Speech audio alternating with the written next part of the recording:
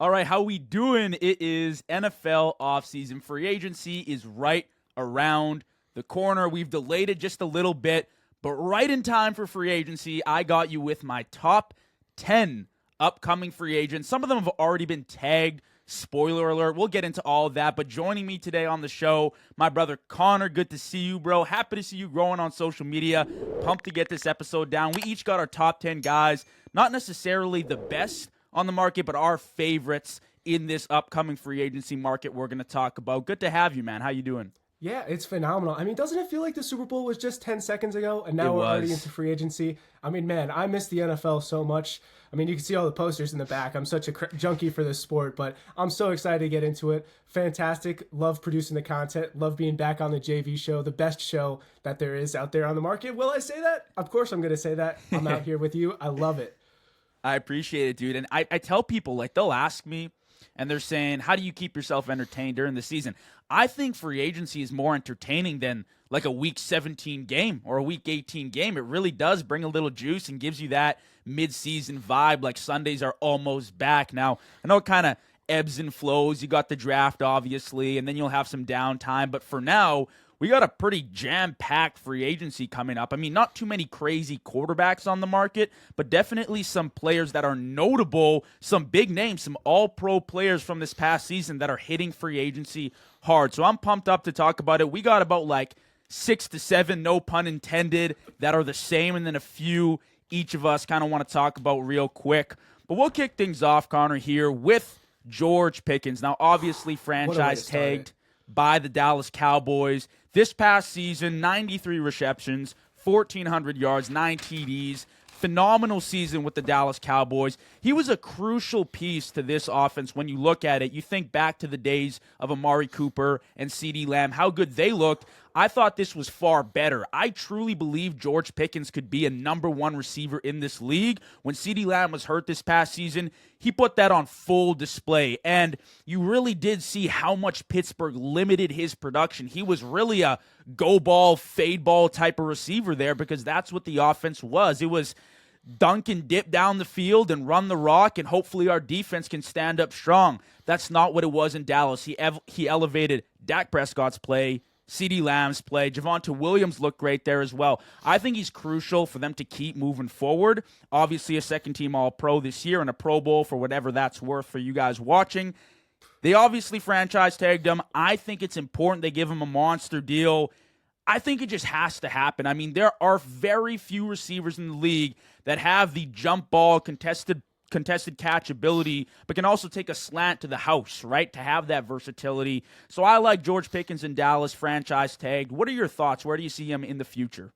Yeah, I agree with Dallas. I just don't see another team I don't think Jerry's going to let him go somewhere else after the season that he had. I mean, you talk about George Pickens, the guy can line up anywhere. He can be in the slot, he could be the X position. He's a human highlight reel. He's fast, he's strong, he's got great hands. The only question that came up with George Pickens is his attitude. That's the only really negative thing that I can say. Maybe there's some games, but that was more Pittsburgh where he had, I remember his last game in Pittsburgh, he had a lot of bad drops, but he's a phenomenal player. It's just the attitude issues. It's why he wasn't a first-round pick at Georgia. I mean, when you saw his draft day picture was him and the shiesty hunched over at the TV, you were like, oh my God, this guy's either getting kicked off a team in 3 years or he's going to be an All-Pro. And he was a second-team All-Pro. Yeah. So I just don't see anywhere else to go. If I was to say, let's play devil's advocate and let's say Jerry's willing to deal at the table, obviously New England is a place, they need somebody. They've dealt with, that diva-ish receiver and Stephon Diggs. It looks like he might be out of the door because of all that court case stuff. Not going to get into that too much, but I'd say if I had to pick somewhere, that's the place where I'd say if Jerry was going to let him go, but I don't see Jerry letting him go at all. Jerry loves his stars, and he's staying in the Big D for next season. Yeah, I agree, man. I think George Pickens, it's hard to look at the season he had with the numbers he posted and say, we want something else or we don't want anything to do with this. And I agree, right? There is that diva personality mindset and that whole aspect of things. But at the end of the day, a lot of receivers in the league are like that. Maybe, Pickens is a little bit more expressive of his emotions on the field, let's say. I don't know. But at the same time, if he's producing for you like that, I would say, Connor, around mid-season Thanksgiving, they looked like one of the best, if not the best offense in the league. Like, I was watching them around that period pretty closely, and there were a few weeks where you were seriously considering having the Dallas Cowboys in your playoff picture if they could carve things out. Now, obviously, it didn't work out. The defense just wasn't good enough. Eberflus looked like garbage. I'll talk about a free agent I might see going to Dallas on the defensive side of the ball a little later, but I think that's where they need help. They already have things addressed offensively. Dak had one of the best seasons of his career late after injury. I think that has a lot to do with both CeeDee Lamb and George Pickens on the lineup. So I'm happy they tagged him, and hopefully they give him the money he deserves, because after that kind of season, it's hard to say he doesn't deserve it. I mean, I get it. Pittsburgh, maybe there was a lot left to be desired, but now you look at Dallas, it's like, it's undebatable. He deserves the money. He's one of those versatile number one receivers you just can't pass up on. And we've seen that, right, with Devontae Adams, Puka in LA, how far that took them. I think it could be the same in Dallas. Speaking of pass catchers, Connor, Kyle Pitts, another guy that's been franchise tagged in free agency. This is someone fantasy managers specifically have been pulling their hair out about for years now. Ever since his rookie year, we've been waiting for the breakout season. Quietly a second-team All-Pro this past year, 88 receptions, 930 yards, 5 TDs in 2025 with the Falcons. He's been underutilized for the majority of time in Atlanta. I think it was 2024, 2023. He had 74 targets. That's like 4.5 targets per game. For a purely receiving tight end, it's just not enough. Now, you can argue about the fit in Atlanta. You already have a Drake London who's operated pretty efficiently from the slot, that big body kind of player, that receiver that kind of fills that role that Kyle Pitts does. So maybe it doesn't necessarily work all that great for Atlanta. I'm excited to see what Stefanski does. They did tag him, but this, again, is like that prove-it one-year deal. I wouldn't be surprised if he's gone next year or even this year if they tag and trade him. But he's 25 years old. Hella talented. If you watch the film, it's all there. I mean, there's a reason he was a top 5 pick in the draft. I think wherever he lands moving forward, he will be extremely productive. I'm just not sure if that's Atlanta after this season. I don't know if they trade him, though. I think the asking price might be a little bit too high for teams to bite. Yeah, no, and I mean, obviously, I've been, as I watch your videos, you've been watching mine, you're a part of the Kyle Pitts fan club. So am I. I've been a part of the Kyle Pitts fan club since 2021. I'd have my membership card, but I left it up back at college if I would show you. But being all serious, Kyle Pitts, I mean, he can play anywhere on the field. He can play that X, he can play the slot, he can play tight end. He's a unicorn. That was his draft comp. It wasn't, he was like George Kittle or he's like Travis Kelce. No, he's like a unicorn. That's what everyone came out of the draft. And you've had disappointing years, ever since that rookie year where he had over the 1,000 yards, not a lot of touchdowns. The joke was that he could only score in London. But it's also, speaking of London, there's so many mouths to feed in Atlanta. That offense runs through Bijan Robinson. It does. Drake London, too. Remember when Darnell Mooney last year was one of the best slot receivers in the league last year? Everyone has feasted besides Kyle Pitts. I mean, I love Stefanski coming in, what he did with David Njoku, what he did with Harold Fannin Jr. And I feel like if Kyle Pitts, if he went to a place, if he went to a place, say, like, I don't know, even the Giants, right? Or the Jets, somewhere that there's not as much mouths to feed, I feel like you would have so much production. And this might be a testament to how weak tight ends are in the NFL. I feel like it's not crazy to say Kyle Pitts is definitively a top 5 tight end. You have McBride at number 1. You have Bowers at number 2. Everything else underneath, there's a lot of question. You could say Kyle Pitts is a top 5 tight end, and it seems crazy. It doesn't seem that crazy to say. Like, am I right about that? You know what's ironic, too? I was looking at the list, and there are quite a few top-end tight ends that kind of slip your mind. You have McBride, like you said, Bowers. You could throw a guy like Laporta in there, definitely George Kittle, but he floats that top 5 range. You know what I mean? Like, he's definitely up there, and I think if he's utilized properly, he can get that shot. Personally, I thought maybe prior to being tagged, he ended up in Kansas City, a team that has had so much success with Travis Kelce as a pass catcher, and now he's aging out. I mean, I'm not sure what his plans are for next season. But anyways, I think they could use him real well. I think he would fit in there with Andy Reid, and they'd finally get him the production he deserves. But nonetheless, he's probably staying in Atlanta this year, but I do think he's somewhere else next season, and I do think he has a phenomenal year, and he gets paid the bag next year, as he should. I mean, he's a great talent coming out the draft, one of the best, if not the best tight end prospect we've ever seen. I don't think that just gets lost in the league. I think he's been underutilized, and if Stefanski can get that going, great. If not, he'll find his spot somewhere else. Probably plays in Atlanta this year, but look for him to be on a different team, different logo next season. Third guy we had on our list, Malik Willis, free agent, previously with the Green Bay Packers. I'm sure they'd love to have him as the backup, but with the games, the stuff he showcased last year, more than likely getting a huge contract. He played 2 games, 400 yards, 2 passing TDs, 2 rushing TDs, 0-2 record. He's started 5 games in his entire NFL career, and he's valued at a $35 million contract. Let me tell you, Connor, Malik Willis is about to be grossly overpaid and bet on by a franchise that needs way more than a quarterback. I really like Malik Willis, but the sample size is way too small to pay him $35 million annually. Now, if it's a 1-year deal, I understand, but it's most likely going to be Miami or Arizona, and that sounds about right, a team that needs way more than just a quarterback. Both of them first-time head coaches, both of them with so many more needs. Now, Malik Willis, obviously, he's got a crazy toolkit. Very versatile QB, running threat, passing threat. He dice defenses up their secondaries, of course. I totally understand. But you also have to factor in the surprise element. Like a lot of these games, he was coming in mid-game. Guy was injured, and he balls out. It's like, great, but what happens when you have a full season's film on this guy, right? He couldn't succeed in Tennessee. He succeeded as a backup, but how are you going to pay a guy $35 million annually if it's not a 1-year deal based on what, like 10 games, 6 games? I don't know how much he's played, but it's not that big. Yeah, no, and I mean, we were just comparing these lists, going over what we think these guys should be ranked as. You had him number 3. I had him number 9. It's the same exact reasons. It's unsure. I don't know what I'm going to get out of Malik Willis. And I was thinking about this when I was doing my pregame notes. I'm scared for where he's going. I loved Malik Willis coming out of the draft. I loved him.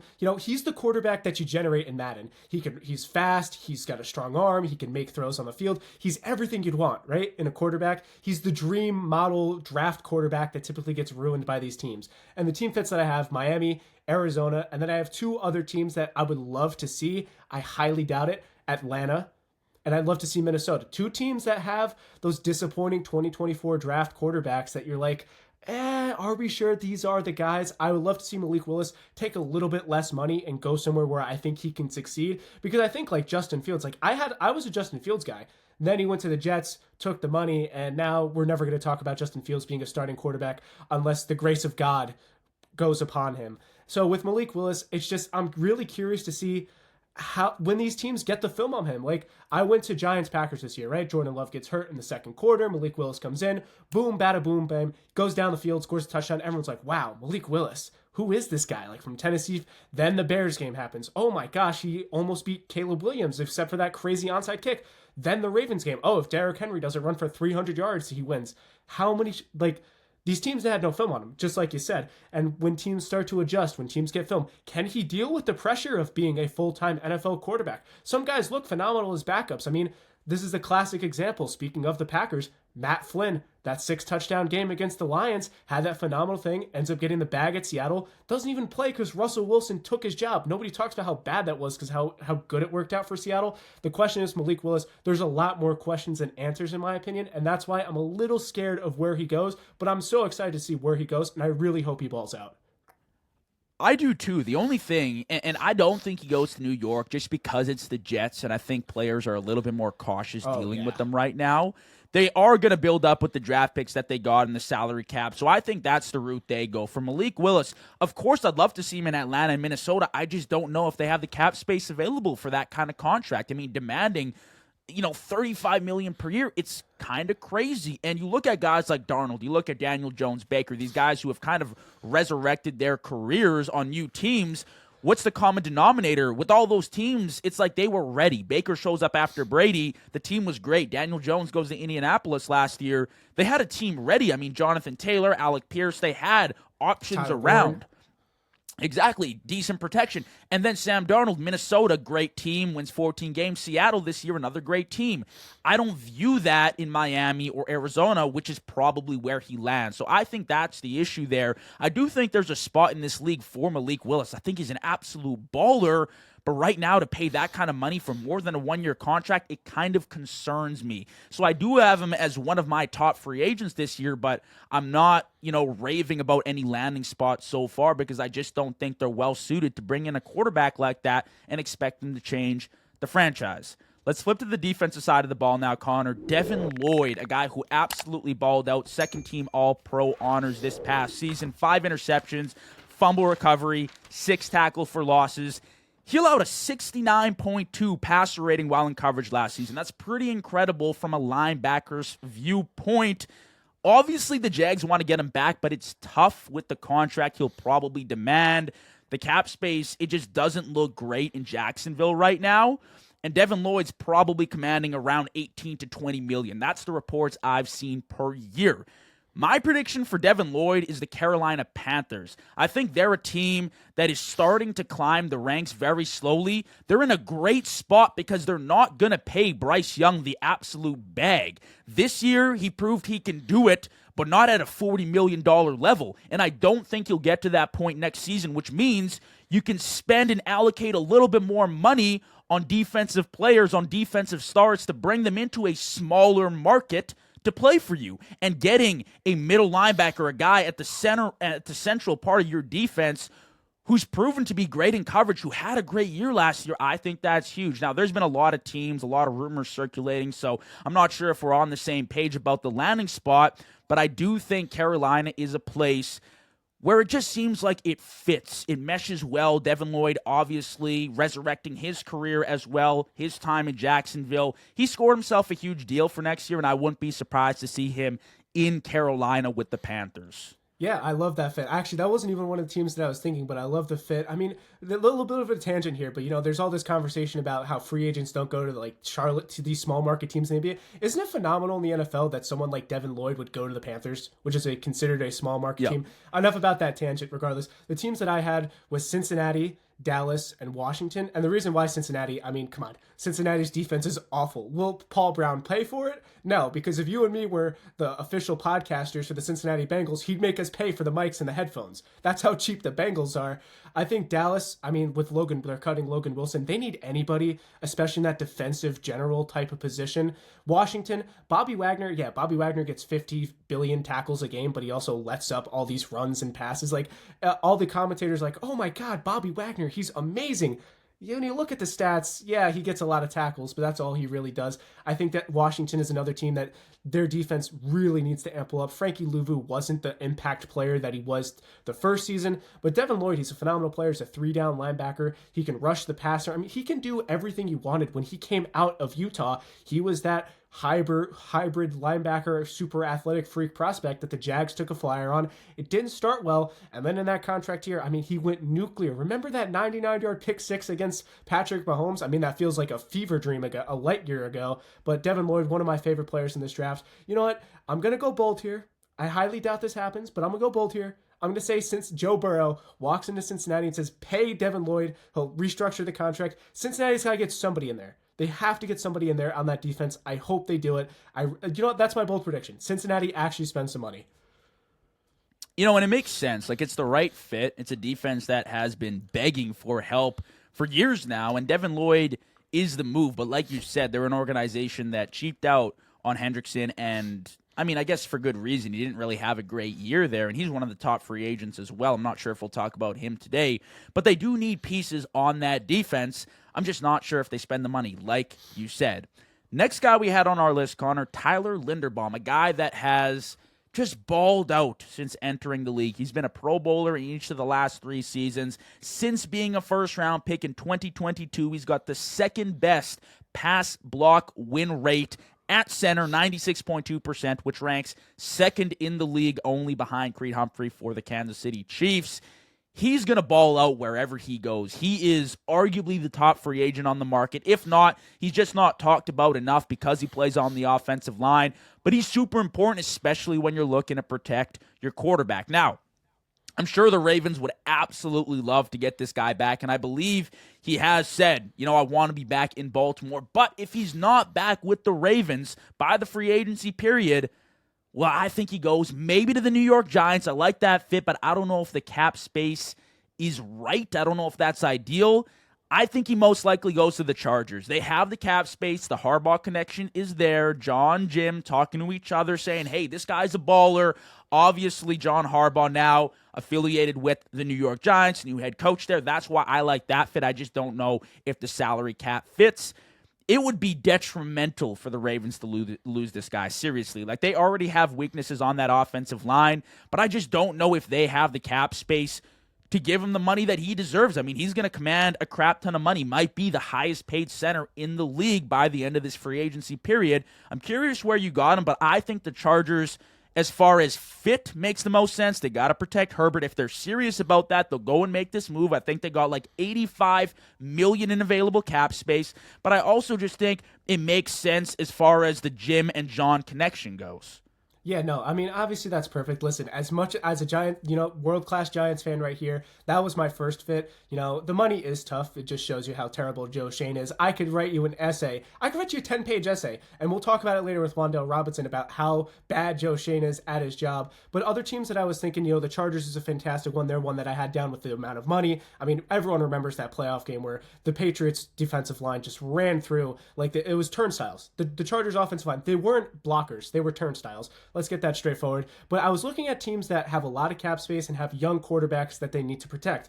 Vegas with Fernando Mendoza. I know that's not confirmed, but it's all basically confirmed at this point. And Tennessee. Tennessee's got a lot of money to spend. And Cam Ward's there. Listen, obviously center's not the most valued position. It's why the Ravens might let him go. It's why, even though Tyler Linderbaum was what a generational center prospect, he slipped in the draft to Baltimore because center isn't valued as highly as tackle or even guard to that standpoint. But I think if I had to take a guess, I'm going to say LA too. I just think the money is there. I would say the Giants, if they had the money, and I know they're probably going to restructure the likes of Sexy Dexy, Brian Burns, get some things around. They'll have a lot more to work with than the numbers show right now. But I am going to say LA just because LA needs it so badly. As if anyone needs it, Justin Herbert needs it. Not just because of the playoff legacies or whatever, but he's on his backside the entire time. And Tyler Linderbaum, he's a phenomenal player. He can do it all for you. It seems crazy that the Ravens might have to let him go, but that's just how good he is. That's just the money standpoint where it goes. So I'm going to say he will end up in SoCal with Jim Harbaugh, not John. You know what? And I think the Ravens might also lose, likely, this free agency period as well. I think they're going to take a hit, man. But they do bring in Jesse Minter, so I think the trade-off is all right. Losing Linderbaum is huge. And you make a great point, too. I feel like we always talk about the cap space for all these teams. There are some things that are just flat-out impossible. It's going to be damn near impossible for the Bengals to bring on another $50 million contract. But guys like Linderbaum, if the Giants really wanted it, I feel like they could restructure for it to make a deal for it. I just think it's an easier route for a team like the Chargers to go after him to address the help on that interior offensive line, because they already do have Alton Slater locked down. They've just been injured and struggled with, obviously, health. But if they get a guy like Linderbaum, it's okay, we have, at least 3 key pieces to our offensive line locked down. Everything else we can maybe draft or look at smaller deals in free agency. Now, you mentioned Wan'Dale Robinson. We'll talk about him next. I kind of had him paired here with Alec Pierce personally. I know they're completely different receivers. Wan'Dale operating in the slot. Alec Pierce more of a deep ball guy, one of the best deep threats in the league right now. But they both had career seasons. They both surpassed 1,000 yards receiving, just barely on the year. My personal prediction for Wan'Dale Robinson is the Tennessee Titans. My personal prediction for Alec Pierce is also potentially the Tennessee Titans. I just really like the fit. It makes sense to me. Cam Ward, Brian Dable, they want weapons to get Cam Ward going. You can't just be playing with absolutely nothing out there. Now, a huge part of that, obviously, is the protection, which you mentioned, Connor, but at least having one of those guys, and I think Wan'Dale makes the most sense because he did operate pretty efficiently when Dable was in office over there in New York, but getting Alec Pierce, too, would be a great deep threat. If not, I think the Raiders are a target as well for Alec Pierce. People have mentioned my Buffalo Bills. I'm not buying it. There's another receiver I'm looking at. We'll talk about that right away. I'm curious what your thoughts are on Wan'Dale, though. I know you mentioned him, and as a Giants fan, I'm sure you got things to say. Yeah, first of all, I'm so sad that Wan'Dale Robinson's going to be leaving. I mean, he's a guy, he was what Kadarius Toney was supposed to be, that gadget guy that can just juke tackle. I mean, Wan'Dale's strong. The guy is 5'8", 150 pounds, and yet he throws these 6'2" linebackers off him like it's nothing. It's ridiculous. I love him. Unfortunately, I think he's going to leave because of how bad bad Joe Schoen is because, instead of, paying Wan'Dale early or, keeping good football players in the building, let's just pay Darius Slayton $18 million. Darius Slayton, who couldn't catch the coronavirus if he was in China in 2020. That's how bad Darius Slayton is. I could write you another paper about Darius Slayton. I could give you a whole 10-page paper. You want to know this fun fact? You probably know this. Joe Schoen has not re-signed a single member of anyone that he's drafted. He has not re-signed anyone that he's drafted. And he's still in the building. He's still in the building. I mean, is that not insane? Regardless, Wan'Dale, I love what he can do. Honestly, I want to see him used more in that Deebo Samuel role. Is that smaller guy, but he played running back in college. I really want to see him utilized, but Tennessee is just too good of a fit there. I mean, we saw what they were able to do with Shamir Adike, and that's a guy who's purely just a return specialist. All pro. I will respect him. All pro. But they have the money. Tennessee's got unlimited money. It's a coaching fit. It gets a young quarterback, another fantastic weapon. The only gripe that I have with Wan'Dale Robinson is that he just can't be a number one receiver. He can't be your number one. When Malik Neighbors went down, he performed admirably, but there was moments when I was even at the games where, Wan'Dale would go down the middle of the field on a seam, on a streak route, and Dart would throw it up to him like he was a 6'2" receiver to get creamed over the middle by a safety. He is a number two. He's not a number one guy, but at $18 million a year in that price range, he's a phenomenal player, shortest player in NFL history to get 1,000 yards. So heck yeah, Cam Ward and Wan'Dale Robinson, if he's not going to stay in New York, sign me up for that. The hopium in Tennessee will be through the roof if they're able to get this guy in the building. I loved Wan'Dale. Even last year, I did a full breakdown of his film, a full analysis, and he's just a baller. I mean, he fits his role perfectly, and not often you're going to see a slot guy be the alpha on an offense, and you're right, he's not going to be a number one, but that's why, potentially there's a fit there for Alec Pierce and Wan'Dale Robinson. Now, that's a big ask. I don't know if they go receiver twice in free agency, but he is a good start. I think he's a good security blanket in that short intermediate part of the field for Cam Ward, so he can have a little bit of trust and faith in his receiving core, and then air it out after that if you want to get a true number one. That's great. He did look great with Neighbors and obviously Wan'Dale in the lineup, so I like that point. Let's talk Nakobe Dean now. He's a guy that kind of sneaks around free agency. He's the 7th guy I have on my list of 10 here. Previously with the Eagles. Look, Nakobe Dean is a phenomenal linebacker. Like, he is a very, very good football player. He has just had injury concerns. Like, he's just had health issues. But when he's been healthy, like 2024, he had 128 tackles and 3 sacks. He is a phenomenal football player, but he also missed 7 games in 2025 and 12 in 2023. I don't think Philly gets to bring him back. I think they're going to prioritize another guy I'm going to talk about in a few minutes. My prediction for Nakobe Dean is the Dallas Cowboys. I think they have found their guy. It makes perfect sense for me. The new Dallas Cowboys defensive coordinator, Christian Parker, from Philly to Dallas this offseason. It makes sense. Same system, same ideology. He's worked with Nakobe Dean. Nakobe comes in. You get a green dot in the room, somebody that is phenomenal blitzing the quarterback and stuffing the run. I think it's a great fit, and I think Nakobe Dean, if healthy, is the steal of free agency flat out. Oh, yeah, no. Nakobe Dean is a phenomenal player. I'll give a little personal story here. I remember when I was watching the 2022 draft with my dad, we got Evan Neal, Thibodeau. We're like, things are building up. But if you ask any older Giants fan what they want the most, it's a linebacker. Like, they want a linebacker so badly. So then when we drafted Wan'Dale over Nakobe Dean, we're like, no, we want Nakobe Dean. And then he came up, and then we got Flott instead. 2 players who probably leave the Giants because, Joe Schoen. Regardless, Nakobe Dean, he's a phenomenal linebacker. The question is, it's just he can't stay on the field. I mean, his list frank foot injuries in 2023, 2024. He torn his patella in January 2025. I mean, he had a pre-draft injury, why he went in the 3rd round. And also, Philadelphia prepared ahead of the clock. They saw that this guy just can't stay on the field. That's why they got Jahad Campbell at 30 last year. So as much as Jeremiah Trotter is there too, Eagles fans. Granted, they will hype up anyone. They'll hype up my grandma if she was lining up at center for them. They really will. No diss to Eagles fans. Actually, I will diss Eagles. Well, regardless, I won't go down that road. I've done that plenty of times enough. But Nakobe Dean's a phenomenal player, and you're reading my mind again, Dallas. It's a scheme fit, it's a coaching fit, it's a player fit. Dallas just needs literally anybody on defense. It's what we talked about. Any defensive player that I've had on this list, I've considered Dallas in some way because they just literally need anybody there.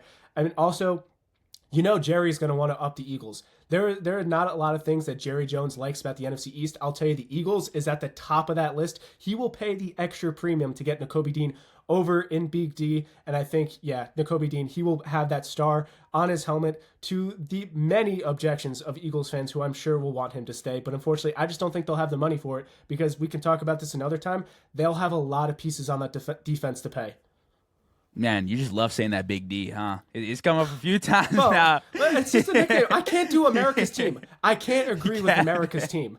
I can't agree with America's team. I don't know if you saw Jeremiah Love. They interviewed him at the Combine, and they asked him, like, you spoke with America's team? He's like, who? I'm like, let's go, man. Let's go. I feel like Dallas is they kind of fallen off, dude. Like, the legacy, it's kind of just fizzled away. People forgot about him. I'm sure when they're back, which could be sooner than later, to be honest with you. We've talked about Pickens already and D now. If they kind of carve themselves back into the playoffs, we'll hear a bunch of shit, and we'll already be tired of it. But they've kind of lost that nickname, I feel like. You know what I mean? So, to be honest, I don't want to cut you off too much. I don't think any team is America's team. I think with the NFL, you'll find fans. Like, I'll go to school up in Albany. I got Dolphins friends. I got Lions friends. Like, you'll find everyone's a fan of a team. From, like, you'll have some kid from New York that's like a diehard fan of the Chargers because he saw the powder blue Phillip Rivers jersey when he was 5 years old. He's like, oh, I'm a Chargers fan now. You know, it's not as America's team as everyone likes to think of it. And also, if you haven't won something in over 30, 40 years, can you really call yourself America's team? Can you really do it? I don't think you can. That's hilarious, man. I'm happy that we agree on that one, though. Like, Nakobe Dean, for me, he's awesome. He's such a great piece, and Dallas really does need help pretty much everywhere. Now, I do think they need more pressure off the edge, and they need some help in the secondary. I don't like their secondary at all, but adding a guy like Nakobe Dean, like you said, it just seems like the right fit, right scheme fit, coaching fit, etc. We've already talked about all of that. Next guy I had on my list was Mike Evans. We'll go back and forth now. We got a few guys on each one of our lists. We can comment when we want. Free agent, obviously, with the Tampa Bay Bucks his entire career. He had 11 straight 1,000-yard receiving seasons prior to this past year where he was injured. Unfortunately, couldn't reach that. But in 23, he had 13 TDs. 24, he had 11 TDs. Still one of the premier deep threats down the field. Now, obviously, he's older. He's 32 years old right now. But I bet he could still put up 1,000 receiving yards any given year.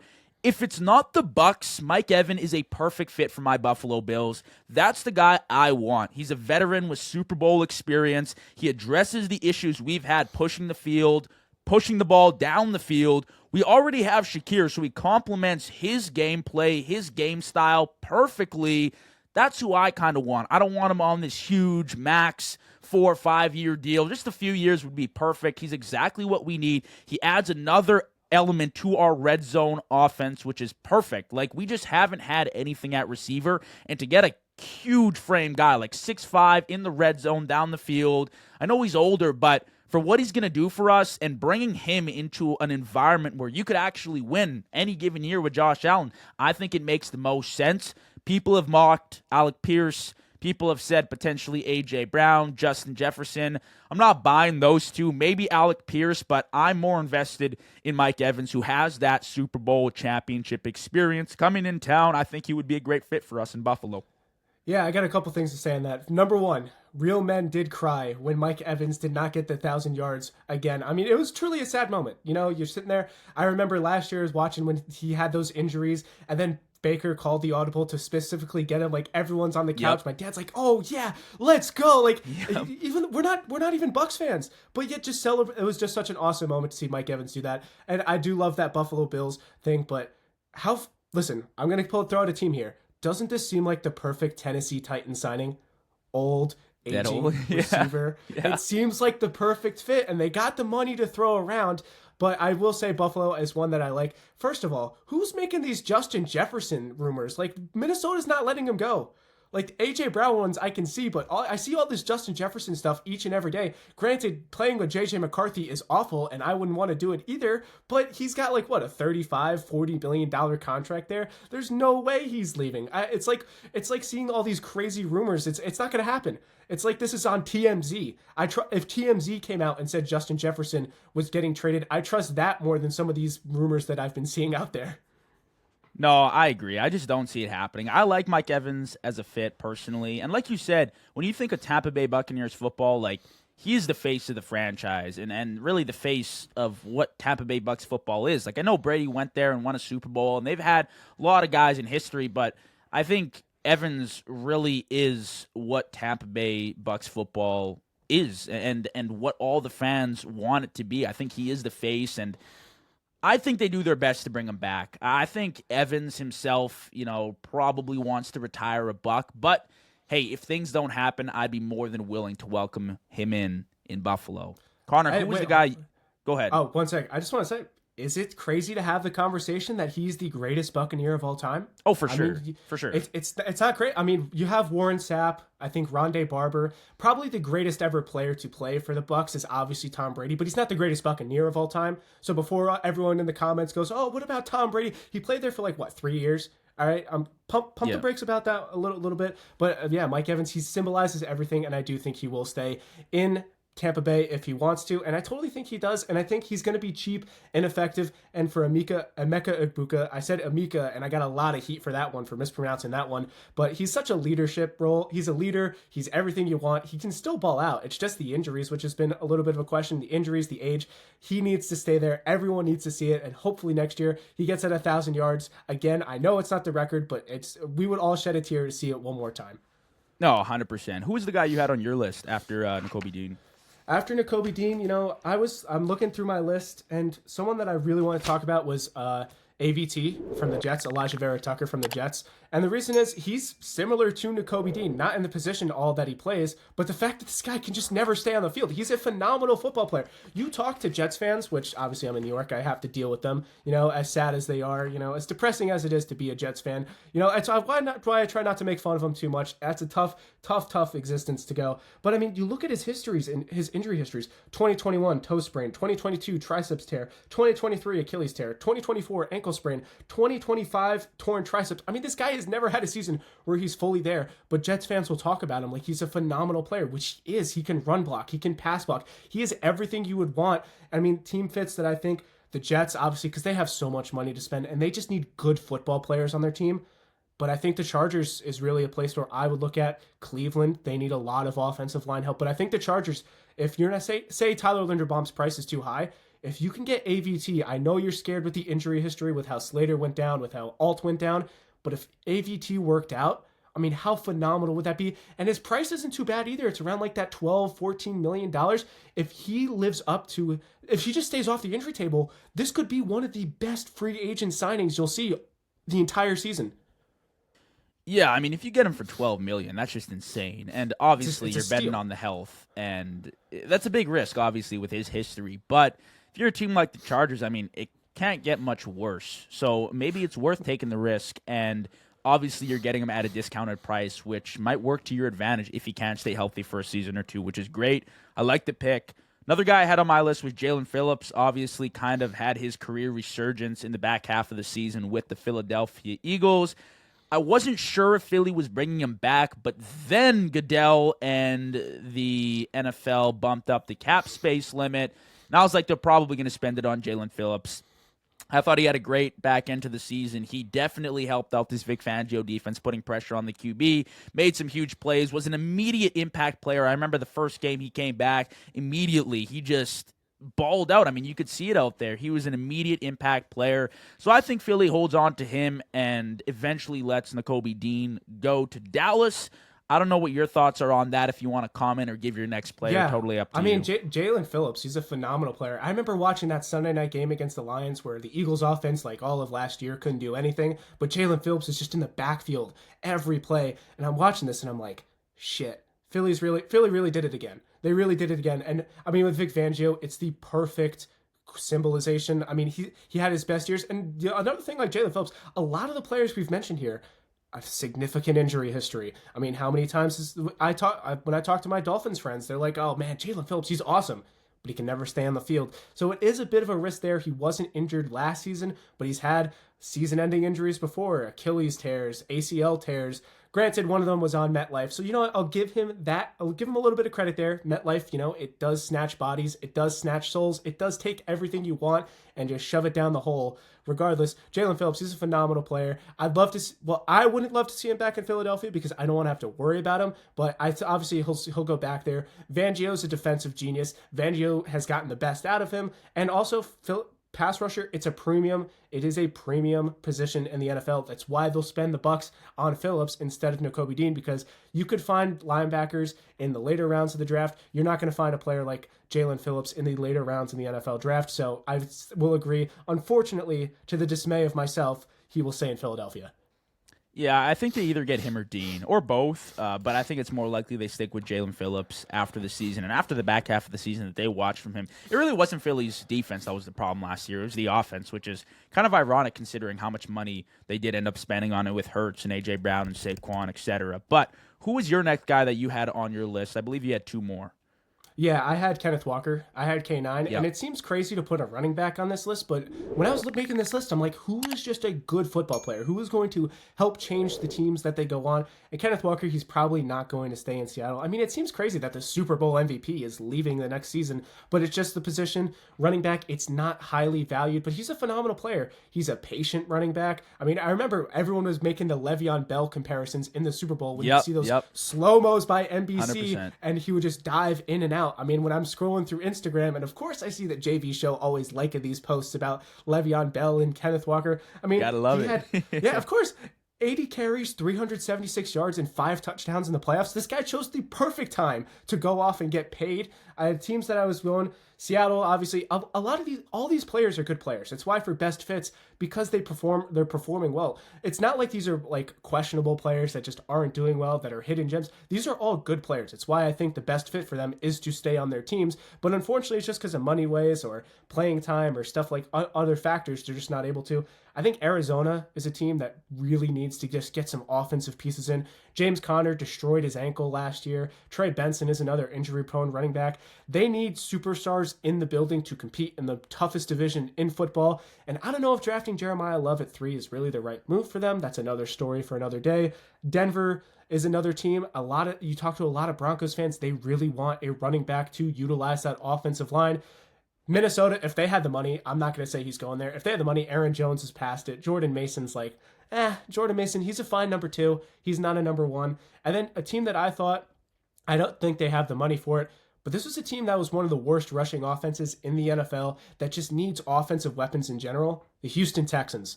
The Houston Texans need anything. I mean, Woody Marks was fine, but he's like a number 2 guy. Joe Mixon, whether if he's hitting girls or destroying his ankle, just can't stay on the field for the Texans. And the Texans, they just need weapons in general. I mean, Nico Collins is injured. We can go into it as a whole. I'll probably say, if I had to take a guess, I'll go shot in the dark. I'll say Arizona. But if there was a team that needed Kenneth Walker or the next guy that I might talk about, it's the Texans, because they have one of the worst rushing offenses in the league. Yeah, Kenneth Walker really did just pick up his game. I mean, obviously they had Charbonnet there and didn't play in the Super Bowl due to injury, but the thing with the Seahawks is they actually have a ton of money to spend. It's not like they're, in the negatives in the cap space right now. Top but 5. I think what they're doing smartly, obviously, over there, Schneider and the job that he's done is like, we know we are inevitably going to have to pay some of the big dogs on our team. Like JSN is going to ask for a huge contract, right? We're going to probably have to upgrade Sam Darnold after a Super Bowl win. After a few more years like this, he's going to want some more money. And who are you going to cut ties with? Well, you're not going to cut ties with your quarterback or JSN. Somewhere you got to give up something. And it just happens when you win a Super Bowl. And that's why greatness in the league is so hard to come by. Like, it's hard to sustain winning in the NFL because you're going to lose guys to premium prices after winning a Super Bowl. And I'm sure you'll talk about that right away with another guy from the Seahawks. But that's my thoughts on Kenneth Walker. I don't know if they bring him back. I think he does fall in free agency to somewhere else. I don't mind the Texans fit, actually, but there are a lot of teams that could use him. I really like that Denver fit as well. RJ Harvey is solid, but he's not a number 1 back right now. And if they had a guy like Kenneth Walker, imagine what they could do. I would love to see Denver retool with the running back and a receiver. I like Courtland Sutton, but somebody else. Maybe it's a slot receiver, a number 2 that can complement him real nice. Maybe someone like Wan'Dale. Not sure, but that's what I expect from the Denver Broncos. Anyways, that's a side point. I went on a tangent there. My 10th guy from the Buffalo Bills is Connor McGovern. He's a free agent this year. Extremely important piece to a very dominant Buffalo Bills offensive line. 97.2% pass block win rate in 2025. One of the best in the league. Buffalo's probably losing one of Connor McGovern or David Edwards. One of the two. I would really like to keep Connor McGovern. I think that we do end up holding on to him, and we do see the priority of bringing him back. But if not, I do think Linderbaum's gone, and I think the Baltimore Ravens probably go after him at a slightly cheaper price, but getting probably mirrored production. Maybe not the exact same, maybe a little bit less, but I think McGovern's great, so I probably see him in Buffalo, but if not, maybe the Ravens go after him. Not sure if you had any final thoughts on that or wanted to go to your 10th guy, but I'm all ears. Now let's talk about it. I'm having a blast here. I mean, I'm having a blast. I'll talk about this anything. With McGovern, I mean, obviously when you're running the ball as well as the Bills did, you're gonna look at every single member of that offensive line and be like, man, this guy is great. He's phenomenal. I mean, this isn't like a Raven situation where Daniel Falalele is letting everyone go through and winning Protector of the Year awards. I know you saw that video. That one totally got robbed for that, by the way. But McGovern, he's a phenomenal player, and everyone else we talked about with Linderbaum, the Giants, the Chargers, teams that are looking at it. You know, not trying to be biased here. I think Baltimore's a great shout if they lose Linderbaum. But the Giants is another one. They love those Buffalo players with Joe Shane. They love that Buffalo connection. I mean, they couldn't have enough of it when Dable was in the building. I mean, with all the guys that they used to sign from the Bills, especially Isaiah Hodgins, shout out to him. Phenomenal player. Not a phenomenal player, but a phenomenal guy. He's that perfect glue guy. But McGovern, I'll say, I think Buffalo will be able to keep him because when you ran the ball that good, I mean, how good was James Cook last year because of that? I mean, a lot of things didn't go right for the Bills, as you obviously would know last year. But that rushing offense was the thing that went right for Buffalo. So I think they'll do everything in their power to keep him. Yeah, I agree. I'd love to see it happen. Who was your 10th guy that you had on the list? You know, I was going through. Originally, I had Breece Hall, right? Because Breece Hall, another phenomenal football player. You know, injury prone. Will he stay with the Jets? It does not look like he wants to stay with the Jets. But I was more when I'm thinking about it, I got to think about these premium positions. And it's another guy from Seattle, in Boye Mafe. And Boye Mafe is someone who's never going to steal the show. He's never a guy that you're going to call your parents about, be like, man, I'm watching the Seahawks game and Boye Mafe's taking over. Like, who is this guy? Boye Mafe can play across the defensive line. He's a phenomenal player. He works hard. He's just that glue guy on that defensive line. I mean, think about it like this. When the Seahawks were winning and dominating the Patriots offensive line, it's not like the Seahawks have any top guys like Myles Garrett or Micah Parsons. They don't have someone like that. But because they have a collective group of good football players on that defensive line, that they were able to win the Super Bowl, get pressures, cause all that chaos in the backfield, and Boye Mafe was a huge part of that. Also, he's a great run stuffer, and teams value stuffing the run tremendously. I mean, looking at the team fits, obviously Cincinnati, Dallas, the Jets, and honestly, a team that I'm looking at is the Chicago Bears. And I don't know if they have the cap for it at all, but Chicago, their pass rush just wasn't there last year. It was a team that it really stifled them in the playoffs against the Rams, that, you know, they had this phenomenal performance against the Rams, shutting them down, but they weren't able to get the pressure. They weren't able to get enough pressure on Stafford at the end of the day. They got a lot of it, but they just weren't able to get enough. I think Boye Mafe, I think Chicago should be doing whatever they could to get this guy in the building, because him with Sweat would be a phenomenal duo. Yeah, I think Sweat led them last year at like 7.5 or 8 total sacks on the year. It's not enough. It's not bad, but like you said, it's not enough. And especially when you have a secondary that's lacking. Like, their secondary was not good last year, especially in the playoffs when they had injuries all over the place. You need somebody to put pressure on the quarterback, and that's become increasingly more important year after year. Now, the Seahawks just took a shortcut and sent a nickel blitz all game long and destroyed Drake May, but a guy like that, obviously you're going to pay that Super Bowl premium, right? But if you can get a guy like that in-house, if you're Chicago, he's that kind of piece that you want to add, and that, you know, icing on top of the cake, that cherry on top, that you already have all the talent you want offensively, and defensively you're not bad, but a few more pieces like that, I wouldn't mind. So that was mine and yours, our top 10 free agents on this upcoming block. I think free agency opens in like a week, so stay tuned for that. Probably a few more guys getting franchise tag prior to that, but that's a wrap, Connor. It was dope having you on the show here, brother. How you doing? Yeah, I had a phenomenal time. Just, again, I'm saying it all the time because it was a great blast having you on here talking about all of these things.